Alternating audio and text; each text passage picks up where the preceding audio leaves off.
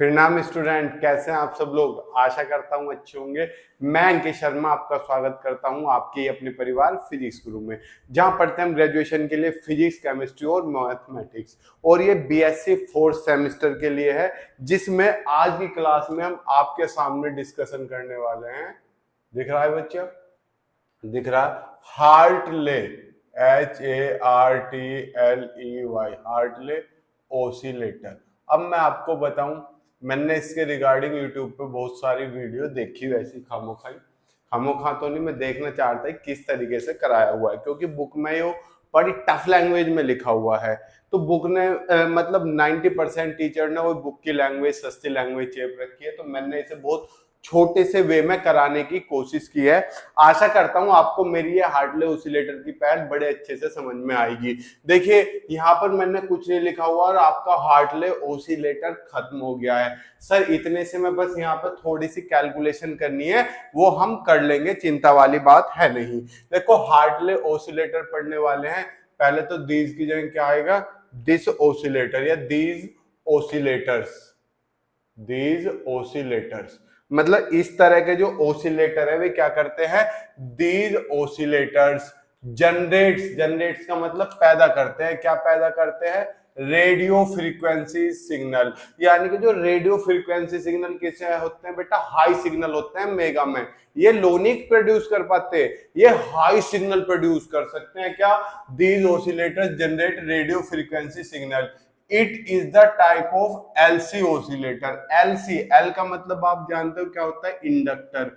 Inductor जो कोयल की form में होता है। और सी का मतलब होता है आपका, सी का मतलब होता है कैपेसिटर। जानते हो जो किस फॉर्म में होता है? ऐसे पैरेलल लाइंस में।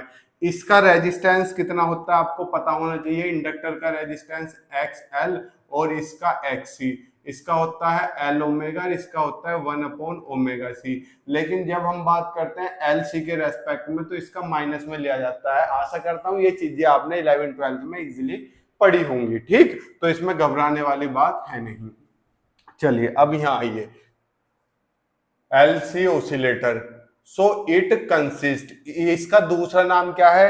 It is the type of LC oscillator. So it consist of two inductor, यानी कि इसमें दो तो L होंगे and one capacitor in feedback network circuit. यानी कि जो फीडबैक नेटवर्क सर्किट है उसमें दो L इस्तेमाल होंगे, दो C इस्तेमाल होंगे। आपको एक बात पता होनी चाहिए, एल कोयल है जो लेंज लॉ का पालन करती है। लेंज का नियम क्या था कि जो इसने पैदा किया है उसका ही विरोध करेगी। यानी कि जैसे इसमें पहले करंट आ रही है, करंट को रोकेगी, आमत आमत, ठीक, जब आ जाएगी फिर जाने से मना करेगी। ये आपको लेंज लॉ पता है। तो ये एक दूसरे को क्या करते हैं? सपोर्ट भी करते हैं और विरोध भी करते हैं। एलसी, तो जहां भी एलसी सर्किट लगा होगा आपको पता होना चाहिए जो ओवरऑल रेजिस्टेंस होगा, इसका XL है, इसका XC है, वो कितना होगा? 0 होगा। ये आपको LC ओसिलेशन के लिए पता होना चाहिए। नहीं पता तो अब याद रखो। यहाँ पे हमने क्या पढ़ा कि फीडबैक नेटवर्क में दो इंडक्टर होते हैं, एक कैपेसिटर। यहाँ पे हमने ब्लॉक डायग्राम बनाया हुआ है, आपको ब्लॉक डायग्राम दिख रहा होगा। क्या? एम्पलीफायर होता है, यहां से एम्पलीफायर में आप क्या करते हो? इनपुट डालते हो और यहाँ पे आउटपुट ले लेते हो। अब आउटपुट का कुछ हिस्सा जब आप वापस से एम्पलीफायर में भेजते हो किसी भी फीडबैक के थ्रू, वही क्या कहलाता है? Feedback network. अब ये फीडबैक क्या है, इनकी चर्चा मैं आपसे आसानी से कई बार कर चुका हूं। यहाँ पे क्या लगा हुआ? फीडबैक नेटवर्क लगा हुआ। आपको एक और पता होनी चाहिए, जब LC ओसिलेशन की बात करते हैं जो अभी 2 सेकंड पहले बताई, तो XL प्लस XC कितना होगा? 0। XL कितना है बेटा? मैंने मान लिया ये X1 है, ये X2 है और X3 है। सर ऐसा क्यों मानना? क्योंकि हमने बताया दो इंडक्टर लगे हुए, तो XL1 plus XL2 plus XC। तो यहां पर हमने क्या लिखा? For LC oscillation. लो मैं लिख देता हूं क्या? XL1 XL2 और XC is equal to 0। XL क्या होता है? रेजिस्टेंस होता है बेटा।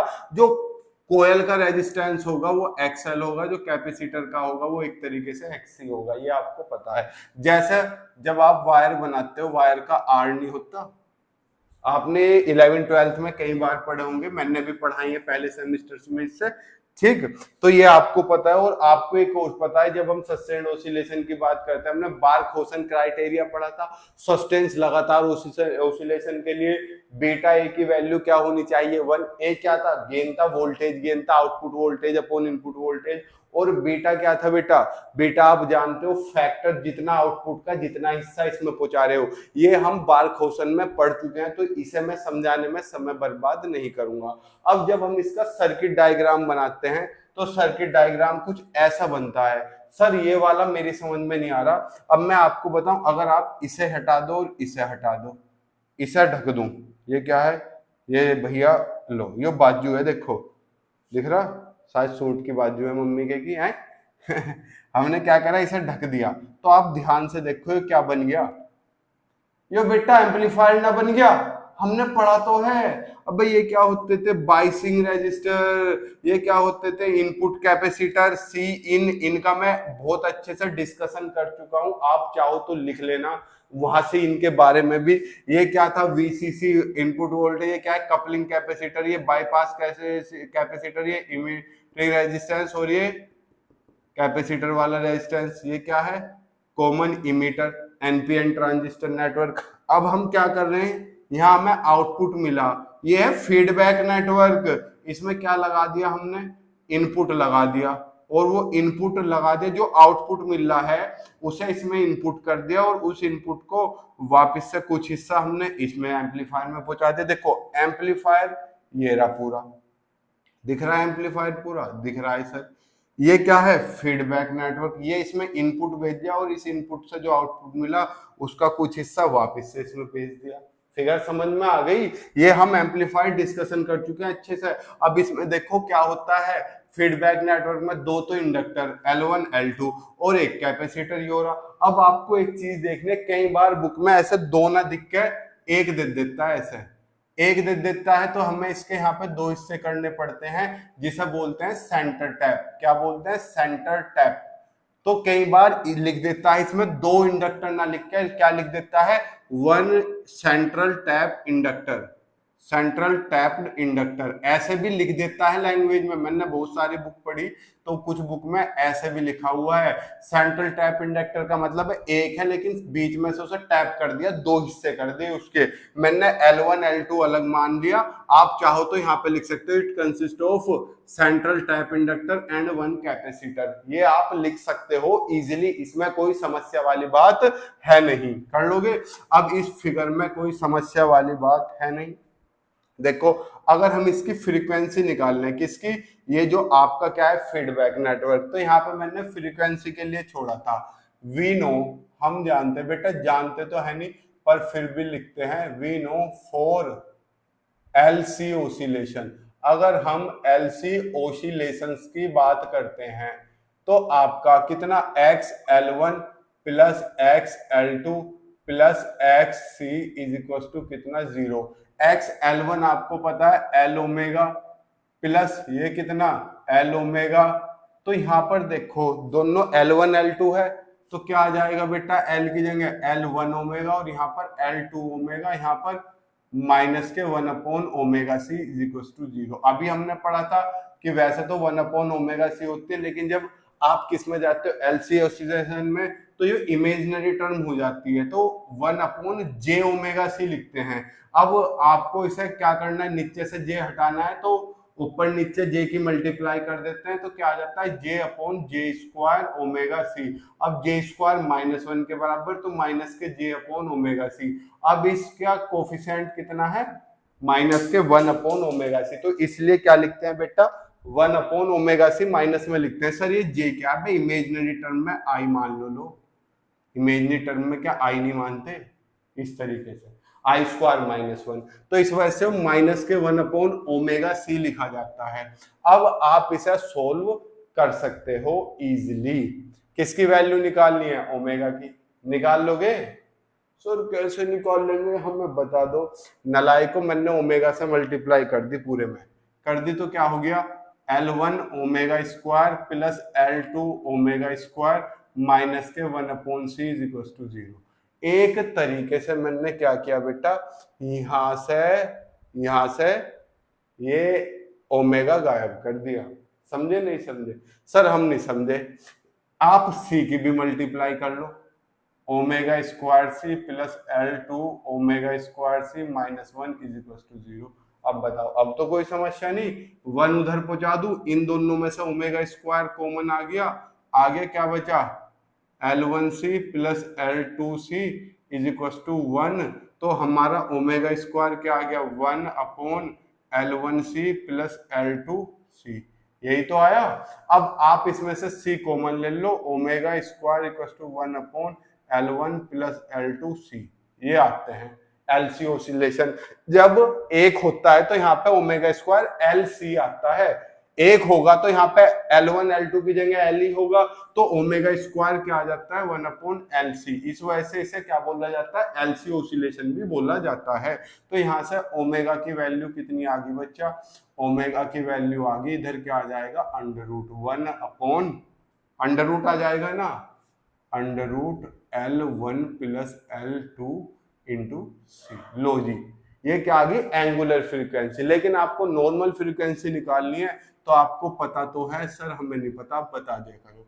ओमेगा किसके बराबर होता है, 2π/T के नहीं होता, या 2π न्यू लिख दूं या 2πf लिख दूं, तो ओमेगा की जगह क्या लिखोगे, 2π nu is equal to 1 upon √L1 plus L2 into C।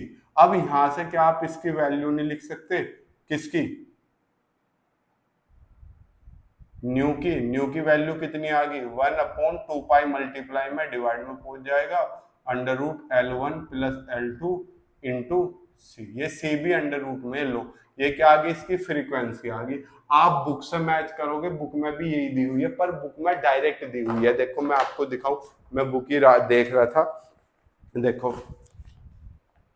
Direct theory भरी हुई है, यहाँ से हार्टले ऑसिलेटर शुरू, इसका सर्किट डायग्राम और ये वर्किंग वगैरह पता नहीं क्या, और ये रिजल्ट। वर्किंग में कुछ नहीं, जो मैंने कराया उसका रिजल्ट लिख दिया डायरेक्ट, और एडवांटेज, फिर कोलपिट ऑसिलेटर खत्म।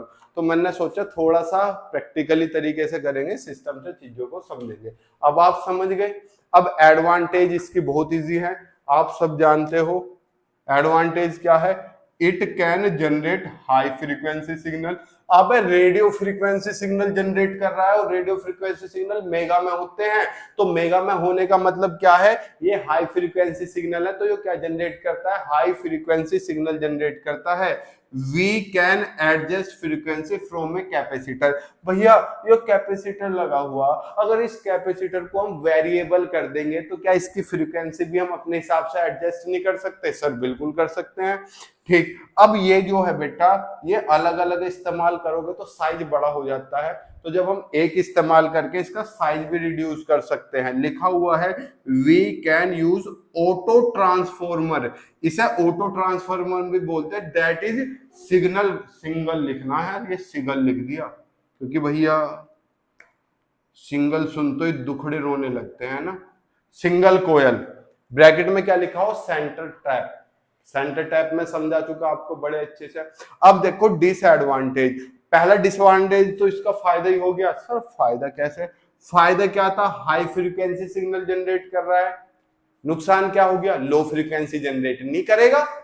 बेसिक सी चीज है, क्या लिखा हुआ, it can not generate low frequency signal. नहीं समझ में आ रहा, सुन लो, it can not generate low frequency signal. दूसरा साइज बड़ा है, क्यों भैया, ये लगे हुए L1 L2, दो कोयल वैसे इस्तेमाल हो रही, इतना बड़ा साइज हो गया, देख लो, इट लार्ज साइज। अब लार्ज साइज हो गया, साइज बड़ा होने का मतलब ज्यादा सामान लग रहा है, ज्यादा सामान होने का मतलब कॉस्ट क्या होगी, हाई होगी, जाहिर सी बात है।